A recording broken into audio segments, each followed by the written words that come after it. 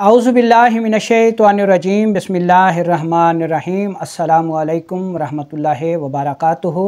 आज की इस वीडियो में मैं सर में पैदा होने वाली जूं और लीखों के असबाब, इसकी अलामात और असूल इलाज पर बात करूंगा और इसके साथ साथ आपको चंद बेहतरीन होम रेमेडीज़, इनके अज्जा, बनाने का तरीका और तरीका इस्तेमाल भी सिखाऊंगा ताकि आम अहबाब भी तिब से फ़ायदा उठा सकें।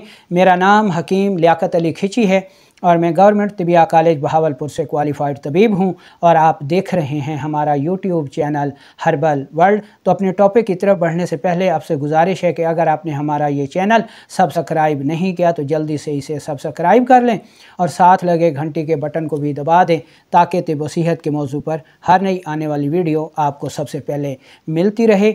तो चलते हैं बिना किसी देर के और शुरू करते हैं आज की इस इंटरेस्टिंग वीडियो को। तो सबसे पहले हम लीखों और जूं की अहम अलामात आपको बता देते हैं ताकि आम लोग भी इन अलामात को समझकर बआसानी बताई जाने वाली होम रेमेडीज़ से फ़ायदा उठा सकें।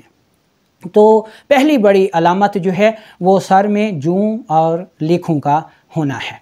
सर में शदीद ख़ारिश होती है और कभी हल्की ख़ारिश होती है और कभी सिर्फ़ गुदगुदी होती है।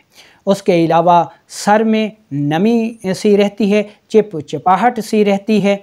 और तीसरे नंबर पर ऐसे बच्चे जो है वो रात को सही तरह से सो नहीं पाते, उनकी नींद शदीद मुतासर होती है। उसके अलावा बलगमी कब्ज़ हो सकती है और ऐसे बच्चों का जो मैदा होता है वो शदीद मुतासर होता है। तो ये इस मर्ज़ की अलामात हो गई। अब हम देख लेते हैं इस मर्ज़ के असबाब के इस मर्ज़ के अहम असबाब में, यानी वो बच्चे इस मर्ज़ का शिकार होते हैं जिनकी खुराक दूध, चावल, चाय और इसके अलावा मक्खन और मलाई और जूसेस पर होती है, वो लीखों और जूं का शिकार होते हैं। उनके सर में रतूबत सी रहती है, ठीक है, और जिसकी वजह से फिर सर में जुएँ और लीखें पैदा हो जाती हैं, ठीक है। ये इस मर्ज़ के अहम तरीन असबाब हो गए, यानी आसाबी गुद्दी से असाबी उज़लाती तहरीक में ये मर्ज़ होगा। अब हम चलते हैं असूल इलाज को देख लेते हैं कि अगर आसाबी गुद्दी तहरीक है तो आपने आसाबी उज़लाती दवा से मुताफ़न बलगम को ख़ारिज कर लेना है। जब मुताफ़न बलगम ख़ारिज हो जाए तो फिर आपने जो है उज़लाती आसाबी में से कोई चीज़ इस्तेमाल करवा देनी है, क्योंकि ये इस मर्ज़ का शिकार जूं और लीखों का शिकार अमूमन 5 से 10-12 साल के बच्चे होते हैं। तो मिक़दार खुराक आपने बच्चों के वज़न के मुताबिक रखनी है। उज़लाती, असाबी मुहर्रिक शदीद, मुलय्यन, मुसिल, अक्सीर और तरियाक वगैरह तक अद्वियात आप दे सकते हैं। और अगर आसाबी उज़लाती तहरीक होगी तो डायरेक्ट आपने उज़लाती असाबी अद्वियात ही शुरू करवानी है, ठीक है। तो इंशाल्लाह ये मसला जो है वो दूर हो जाएगा। अब हम चंद होम रेमेडीज़ आम अहबाब के लिए बताते हैं कि आपने कौन सी होम रेमेडीज़ बना के इस्तेमाल करनी है। तो होम रेमेडी नोट कर लें। इसमें पहले नंबर पर आपने लेना है आंवला, दूसरे नंबर पर आपने लेना है हलीला स्याह। इसको हल्का सा आपने बरियां कर लेना है। तरीका ये है कि तवे पर घी लगा दें, ठीक है, और हल्की सी आग जला दें और हलीला को ऊपर रखेंगे तो वो फूल जाएगा। ख्याल रखें कि जलने ना पाए, जब फूल जाए तो उतार लें और उसके बाद इसका पाउडर कर लें। और तीसरी चीज़ आपने लेनी है गंधक आंवला सार। बहुत ही महफूज दवाई है। जिस गंधक के साथ आंवला सार लिखा हुआ होगा वो इंतहाई महफूज होगी और अंदरूनी तौर पर खाने के लिए इस्तेमाल होगी।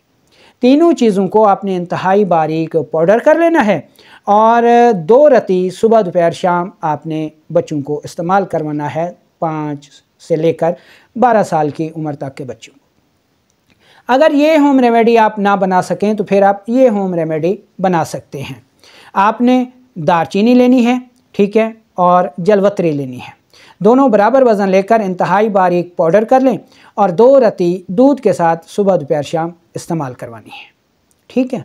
अच्छा, ये तो हो गई खाने वाली। अब आपने एक आयल बनाना है जो कि बच्चों के, बड़ों के या उन लोगों के जिनके सर में जुएँ और लीखें होती हैं, उनके सर में लगाने के लिए आपने रोगन सरसों ले लेना है 1 पाव, ठीक है।